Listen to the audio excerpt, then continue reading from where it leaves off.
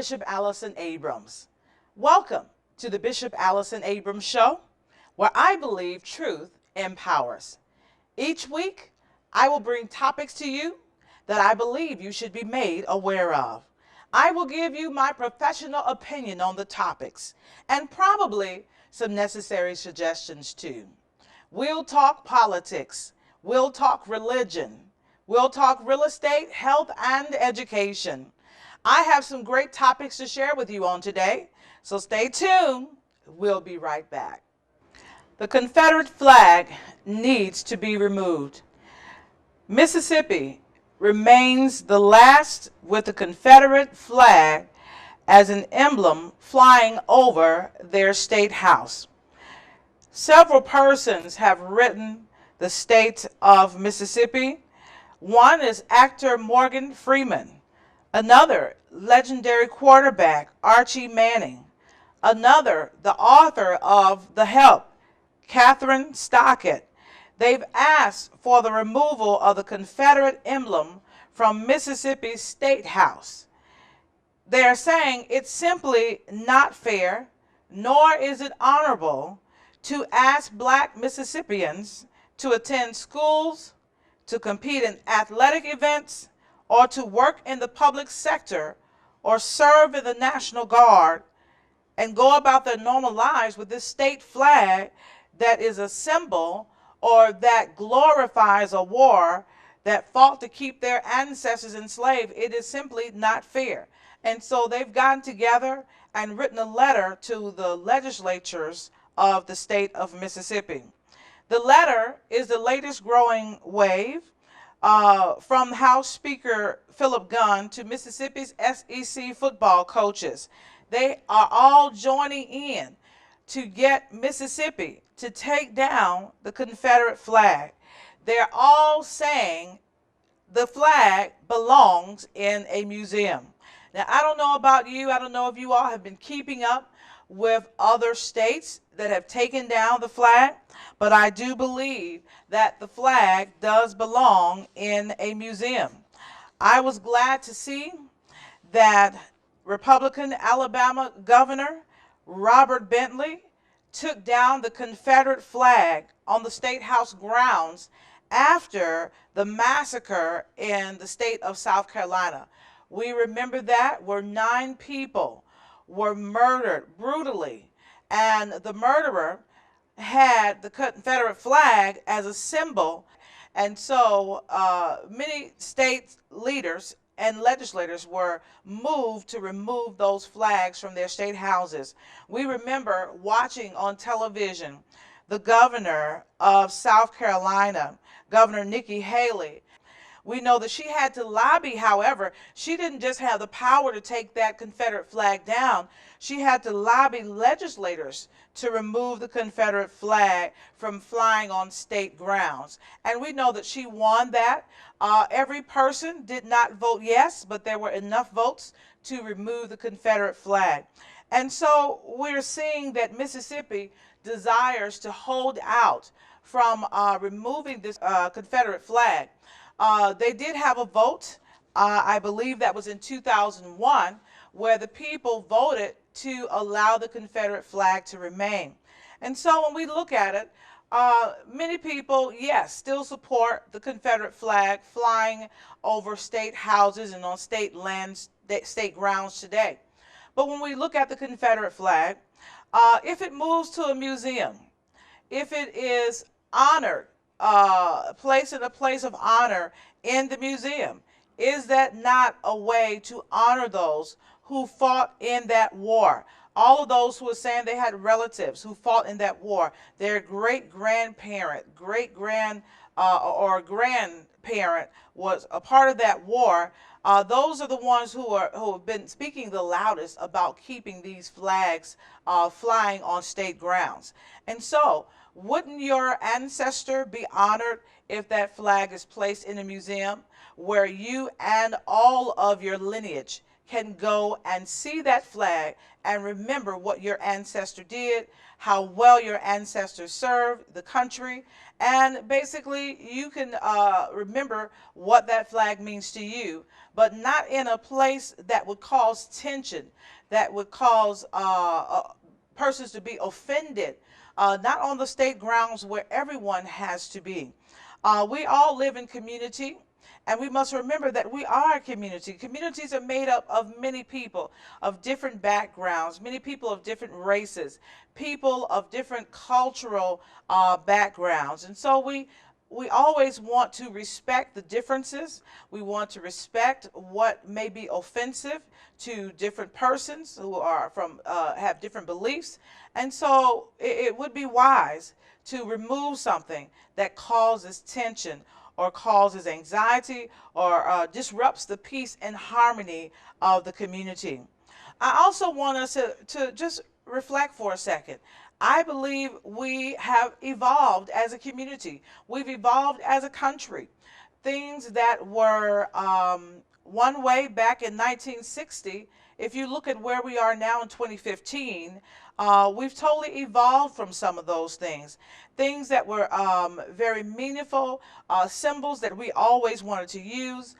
We've evolved from that place in our community. We've evolved as people. And so we have to know that we're continually progressing. And so, yes, while we honor the past, let us not be hindered by it. And so it's a wonderful thing to, yes, say you honor the Confederate flag, honor the war that was fought, but why not place that in a museum where everyone who desires to honor that can go and visit, read all that happened, all that took place. And so I want to say to Mississippi, as the last state who is holding out and continuing to hold and fly that flag, Confederate flag, on the state grounds, there are many people who comprise the state of Mississippi. Consider all of the citizens of Mississippi. I also read that one of the legislators is trying to put forth a bill that would make the state flag a part of the Constitution of the state of Mississippi. Let us pray for the state of Mississippi. Let us call the senators, call the state reps, and let us help our sisters and brothers in Mississippi be able to move forward and retire the Confederate flag in that state. Once again, Mississippi, we join those who have already written asking for the removal of the Confederate flag from the state buildings. We join those in saying it is time. It is time to retire that flag and place it in a museum where it can receive all the honor that all of the supporters feel that it deserves. The miracle of hearing. Caden Morin, a 5-year-old, can be seen today walking around with a small device on the side of his head. Caden Morin, when he was born profoundly deaf with no cochleas. The cochlea, for those who don't know, is an inner part of the ear that converts sound up to nerve impulses and thus sends them to the brain. Because Caden had no cochleas, a cochlear implant would be of no help or no assistance with his hearing problem. Instead, his parents then had to learn sign language, thinking that that would always be the only way that they could communicate with little Caden. However, one day his mother Danielle was watching, and that's why we always want you to watch television. We always encourage you to read and just stay abreast of what's new out here on today. His mother heard about a potential solution to young Caden's hearing problem. It's called an auditory brainstem implant. Auditory brainstem implant. What that is it consists of a microphone and transmitter on the head. This particular transmitter converts sound from the outside world into electrical signals. These signals are then transmitted to an internal receiver made up of electrodes that has been implanted on the brainstem. Now, the auditory neurons are stimulated directly in the brain, bypassing the inner ear completely. So that's why you'll see young Caden or any other young child who's been the beneficiary of the ABI auditory brainstem implant with something that looks like a small device on the outside of their head. That device is connected to something inside on the brainstem. And so this is major movement and progress in medicine on today. I don't know if you know anyone who has had a loss of hearing or who is deaf, but this might be a possible solution or something to consider, something to explore.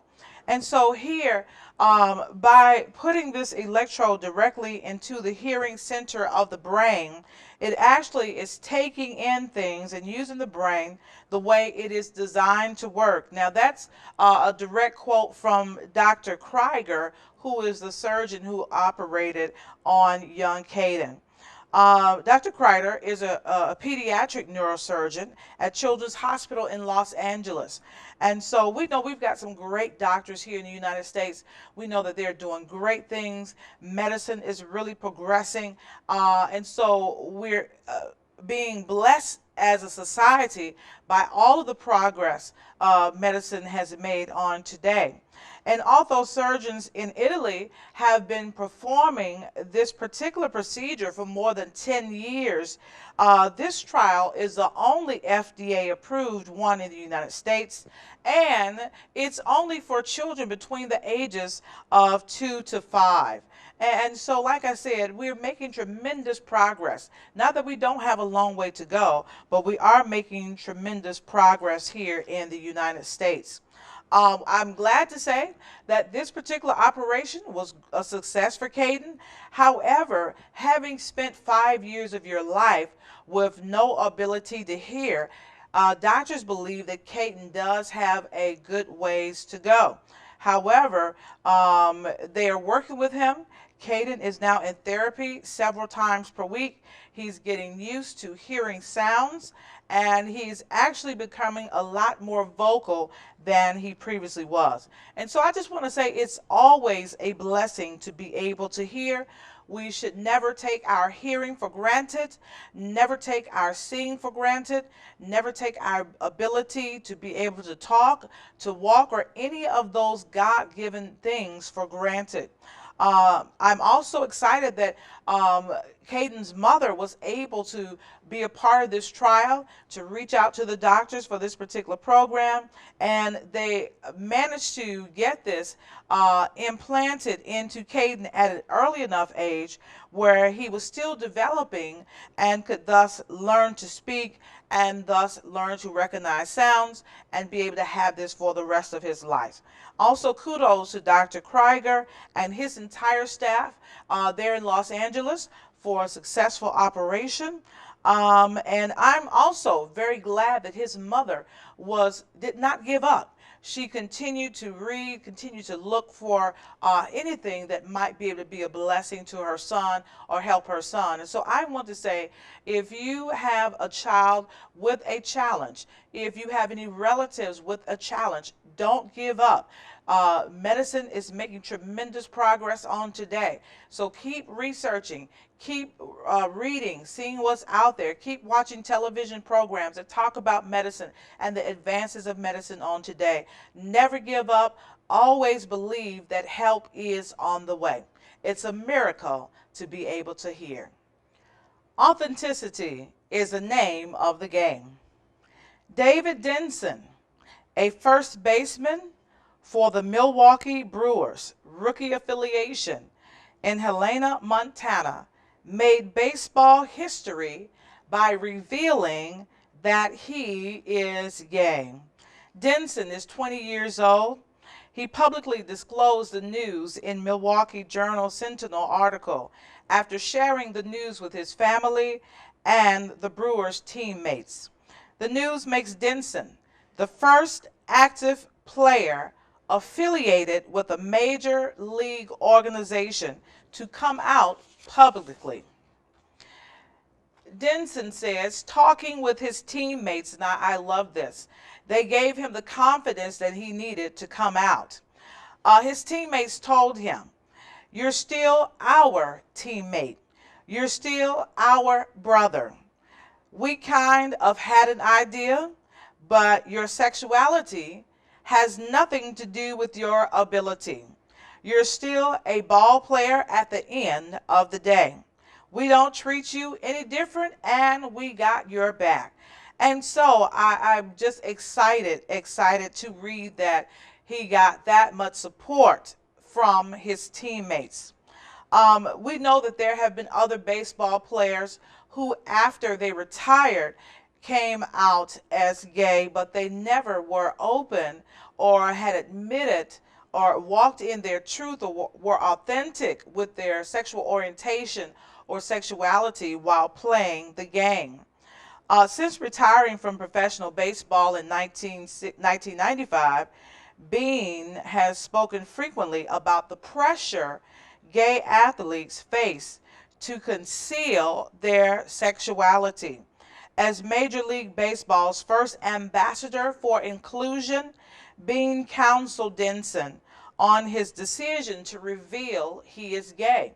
And so I celebrate Bean on today for being an advocate for inclusion, for being an advocate for persons of all orientations to be allowed to play sports.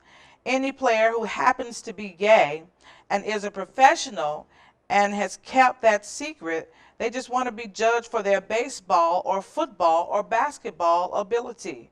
David would not be playing professional baseball if he wasn't an excellent baseball player, and that's what Bean told the Journal Sentinel. Also, the owner of the team had a comment regarding this. He says, "David is a highly respected member of the Milwaukee Brewers family, and he's very courageous for making his statement." Milwaukee Brewers president, Doug Melvin, I should say, says, "Our goal for David is to help develop him into a major league player, just as it is for any other player in our system. We will continue to support him in every way as he chases that dream." And so David, in his comment, said that to not be out and to hide who he was, hide his sexuality, had become a level of depression for him. He wasn't being himself. He says, "It was visible in my body language. I didn't know if I should still stay in the sport." And so, what a tragedy it would have been to lose such a great talent just because of others wanting to judge him because of his sexuality and not because of his athletic ability. And I really, don't like to hear when persons are depressed because of not their own doing, but because of others doing, because of those around them, because of those in society, because of those who have institutionalized a way of thinking, a treatment for a certain class or group of people. And so I want to say kudos to David Denson for coming out. Coming out can be very freeing, can be very liberating. And to all of those who are in our community, let us rally around David Denson to support him as the first Major League Baseball player who is openly gay. I want to say, just as persons should not be judged on their color, just as persons should be not judged on their gender, they should not be judged on their sexual orientation, nor should they be judged on their gender expression.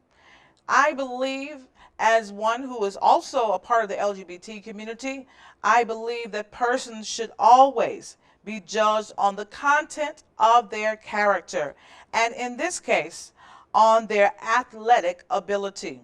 We know we've had other athletes who've come out and disclosed their sexual orientation, and I believe they as well should be judged on their athletic ability and not on their sexual orientation or their gender expression. We've had persons who are models to come out and say that they were transgender. Once again, we cannot judge anyone on their orientation. We have to always be sure and intentional about judging persons on their character and their ability. It's tough hiding your truth. I want to relate this back to those who are African American many years ago who had to pass for white because they could not get jobs as African Americans. They could not work in certain fields as African Americans. They couldn't have the type of careers that they knew they deserved because of the color of their skin.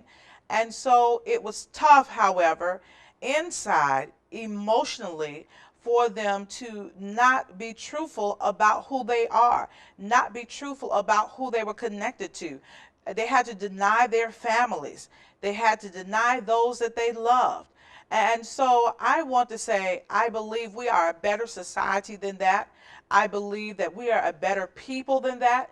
And I just believe that we have progressed in 2015 to a point of where persons can walk in their truth, where people can live authentically and be celebrated for their gifts, be celebrated for their talents, be celebrated for their athletic ability.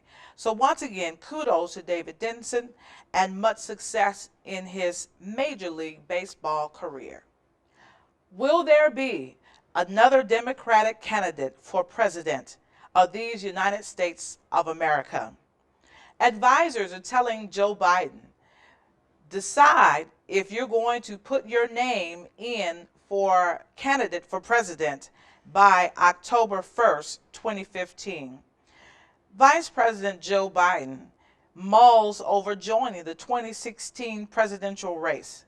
Close advisors and allies say they're not sure what Vice President Joe Biden is going to do. And they suggest that it really is not beneficial for them to try to guess what Vice President Joe Biden is going to decide to do. They, however, are giving him a time frame to make this decision in. We know that front runner for the Democrats is former Secretary Hillary Clinton. And the challenge would be for Vice President Joe Biden would be, does he have enough support to knock off front runner Hillary Clinton? Or whether this would be a third presidential run destined to end in disappointment for the vice president once again. We know that there's a competing timetable, and we know that many people have already gotten started with raising their funds for their campaign. And so advisors are telling him, look, October 1st is as late as you can make a decision about entering the race for president of these United States of America. Vice President Joe Biden, I believe, does have numerous supporters.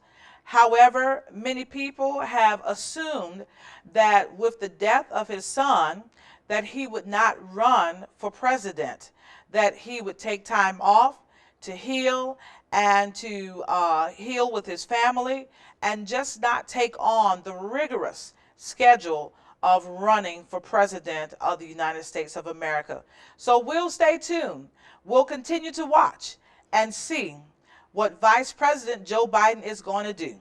Will he be the sixth candidate for the Democrats for president of the United States of America? Let's watch and see. Prayer is one of the most important parts of our spiritual lives. Prayer is the way that we communicate with our Creator. We know that prayer can take place anywhere. Anywhere that you decide you want to commune with God, I believe God will meet you there. Oftentimes, people find it very comfortable to pray in their bedrooms. That's because that's a place of comfort for them. Sometimes people find it better to pray in the kitchen because that's one of their favorite places to be. There are those who commute and spend a lot of time in their cars, and so they find that as the best place to spend time communing and talking with God. I've even heard persons, believe this or not, say that the bathroom is the best place for them to pray. So wherever it is that you are most comfortable having a conversation with God, I encourage you today to continue in that prayer life. Prayer is key. Prayer changes things, and prayer causes you to shift from that place of unbelief to that place that everything is going to be all right. I tell you, it's a wonderful thing to be able to commune with God anywhere you decide to do it. God will meet you there. So let us, as people of God, begin to increase our communication time and our communing time with our Creator, the one who made us, the one who is the reason that we exist on today, and the one who sustains us and keeps us each and every day. Prayer changes things. Well, it's that time again. I want to thank you for always tuning in to the Bishop Allyson Abrams Show, where we always discuss new and exciting topics that are sure to stir your soul. We've had some great topics for you on today. Hopefully you've been enriched by everything that we've talked about. The Bishop Allyson Abrams Show, remember, is the place where you can hear trending topics and honest opinion. Tune in each week, and remember, truth empowers. You see, church, I just believe that we would really look back over our lives and think things over. We would never, ever, ever stop praising the Lord. We couldn't praise God enough for all that God has done. There would be a praise in our spirit when we wake up. There would be a praise in our spirit in the noonday.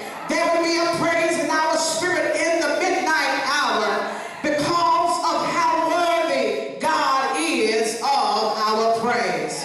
What better God to praise, church, than the God who can still say yes when man says no?